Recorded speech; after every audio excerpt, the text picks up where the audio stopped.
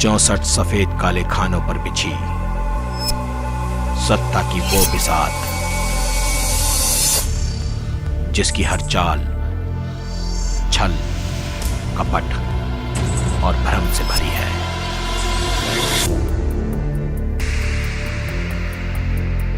राजनीति।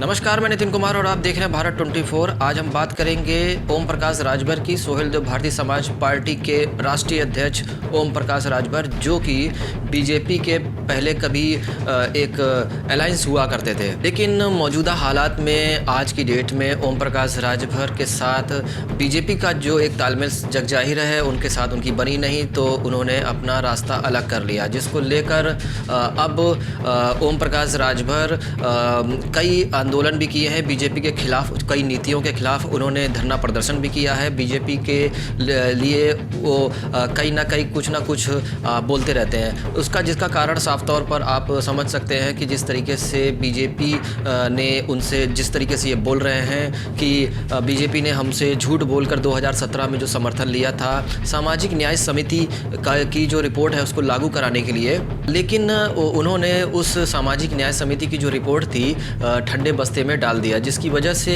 OBC, SC, ST और कई ऐसे वर्ग जो हैं जिनको लाभ नहीं मिल पाया, जिसको लेकर 22 तारीख यानी कल के दिन रविवार को 10 बजे जंतर मंतर पर धरना प्रदर्शन ओम प्रकाश राजभर की पार्टी सोहेल देव भारतीय समाज पार्टी करेगी।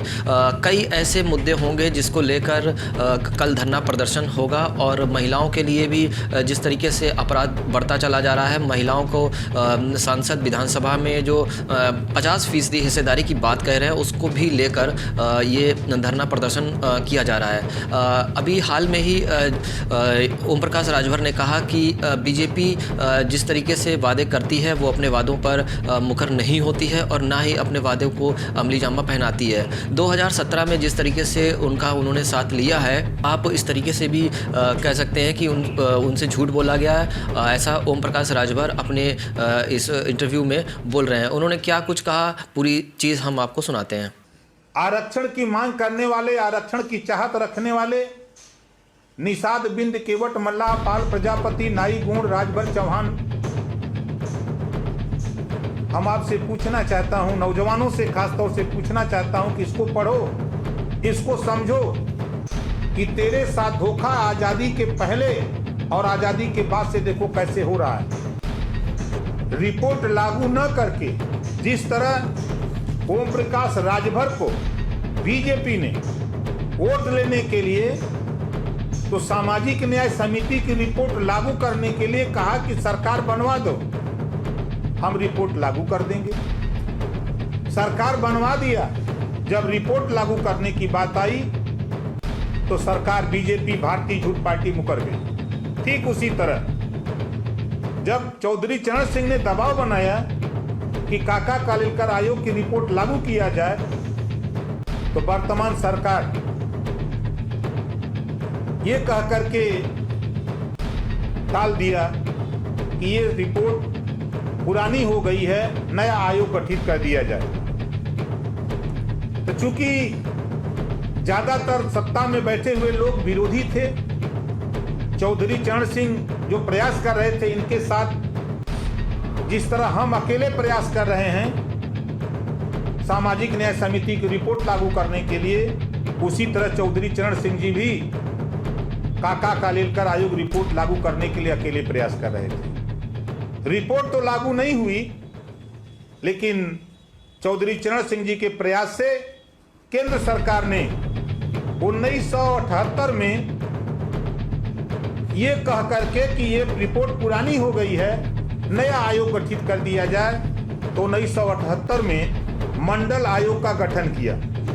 ठीक उसी प्रकार जिस तरह बीजेपी भारतीय झूठ पार्टी ने सामाजिक न्याय समिति की रिपोर्ट लागू न करके हमारे साथ धोखा किया, कि हम पिछड़े वर्ग के साथियों से पूछना चाहता हूं जो आज कांग्रेस और बीजेपी का झंडा लेके घूम रहे हैं, समाजवादी पार्टी और बहुजन समाज पार्टी का झंडा लेके घूम रहे हैं, तेरी पार्टी से जीत के जाने वाले सांसद जिसको वोट दे करके आप सांसद दिल्ली में भेजते थे, वो नेता वहां जाकर के खाली रसमलाई खाने का काम करते थे? क्या ये लोग जाकर गांधी जी के 3 बंदर बन के सदन में बैठा करते थे? क्या इनकी जबान बंद कर दी गई थी? क्या ये रिपोर्ट इनको दिखाई नहीं देती थी? क्या ये रिपोर्ट के संबंध में इनको सुनाई नहीं देती थी? ऐसे नेता सपा, बसपा, भाजपा, कांग्रेस के लोग सदन में जाकर के सदन की शोभा बढ़ाते रहे, लेकिन पिछड़ों के अधिकार के सवाल पे, मंडल आयोग की रिपोर्ट लागू करने के सवाल पे, पिछड़ों को 27% आरक्षण जो मंडल कमीशन की सिफारिश है, उस सिफारिश को लागू कराने के लिए इनकी जबान नहीं खुली। धन्य है इस देश में वीपी सिंह जी, जिन्होंने मंडल आयोग की सिफारिश लागू करने के लिए लाख विरोध के बाद भारतीय जनता पार्टी, आज जो पिछड़े समाज के नेता, पिछड़े समाज के लोग जो बीजेपी में हैं, वो अपने समाज के दुश्मन हैं। यही बीजेपी है। जब वीपी सिंह जी ने मंडल कमीशन लागू करने की घोषणा किया, यही भारतीय जनता पार्टी ने कमंडल लेके निकल दिया। समाज के लोग सदन के अंदर हैं, उन साथियों से कहना चाहता हूं, इस नाते 27% आरक्षण जो पिछड़ी जाति को है, 2021 की जनगणना जातिवार कराकर आरक्षण को और बढ़ाया जाए, जो हमारी आबादी के हिसाब से मिलना चाहिए। इसको बढ़ाइए, और नहीं तो भाई हम पिछड़े समाज के लोगों, हम आपसे कहना चाहता हूं, अनुसूचित जाति जनजाति के लोगों आपसे कहना चाहता हूं, ऐसे सांसदों का विरोध होना चाहिए उनके क्षेत्रों में जो तेरे अधिकार की बात न करे, जो तेरे आरक्षण की लड़ाई न लड़े, तेरी जातिगत जनगणना न करावे, ऐसे नेताओं का बहिष्कार होना चाहिए। और आगे तीसरा काम, निजी क्षेत्र में, प्राइवेट में एससी, एसटी, ओबीसी, अनुसूचित जात, जनजात, पिछड़ी जात को आरक्षण लागू किया जाए। बड़ी बारीकी से पिछड़े तुझे आरक्षण से, दलित समाज के लोगों तुझे आरक्षण से विमुक्त करने के लिए, विरत करने के लिए, अलग करने के लिए भारतीय जनता पार्टी की साजिश चल रही है, जो प्राइवेट में आरक्षण नहीं है। आओ हम सब लोग मिल करके एससी, एसटी, ओबीसी के लोगों, निजी क्षेत्र में भी आरक्षण की आवाज को बुलंद किया जाए। जब तक हमको निजी क्षेत्र में आरक्षण नहीं मिलेगा, तब तक हम सरकार का जम करके विरोध करेंगे, जब तक कि हमको मिल नहीं जाए। ये लोकतंत्र है, लोकतंत्र में सिस्टम है अपनी बात, अपने अधिकार को कहने का। उसी तरह साथी हम भी बोल रहे हैं, आओ एससी, एसटी, ओबीसी के लोगों, आप चाहते हो कि ये निजी क्षेत्र में, प्राइवेट में भी आरक्षण लागू हो। अगर ये सरकार सभी विभागों को प्राइवेट में कर रही है, हमारा आरक्षण खत्म कर रही है एससी, एसटी, ओबीसी का, तो हम भी एससी, एसटी, ओबीसी के लोग मिलकर प्राइवेट में भी आरक्षण की व्यवस्था के लिए हम लोग मिले और इकट्ठा होकर के इस लड़ाई को लड़ा जाए। आने वाले विधानसभा 2022 की तैयारी अभी से सारी पार्टियों ने शुरू कर दी है। धरना प्रदर्शन, विरोध प्रदर्शन से लेके हर वो चीज़ जो जिससे जनता आकर्षित होती है, वो सारी पार्टियां कर रही हैं। चाहे बीजेपी हो, सत्तापक्ष की पार्टी हो, चाहे विपक्ष हो, सपा, बसपा या अन्य क्षेत्रीय दल, वो सारे दल जनता के हितों के लिए सामने उमड़कर सामने आ रहे हैं। अब सवाल ये है कि 2022 में जो चुनाव आने वाला है, उसमें जो एक गठबंधन की जो स्थिति बन रही है, यानी जो विपक्ष होगा वो एक साथ होगा। लेकिन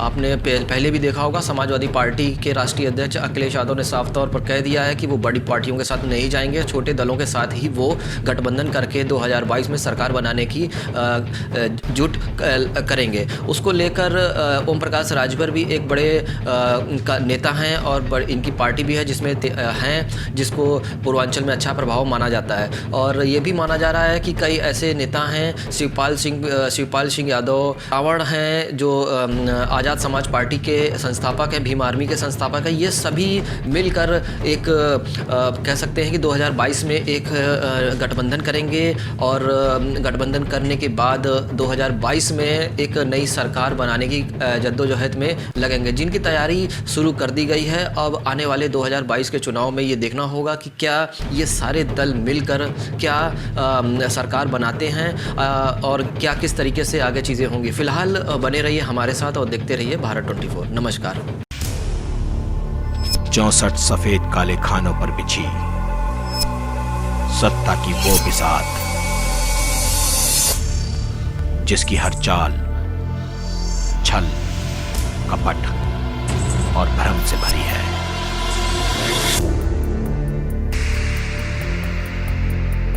राजनीति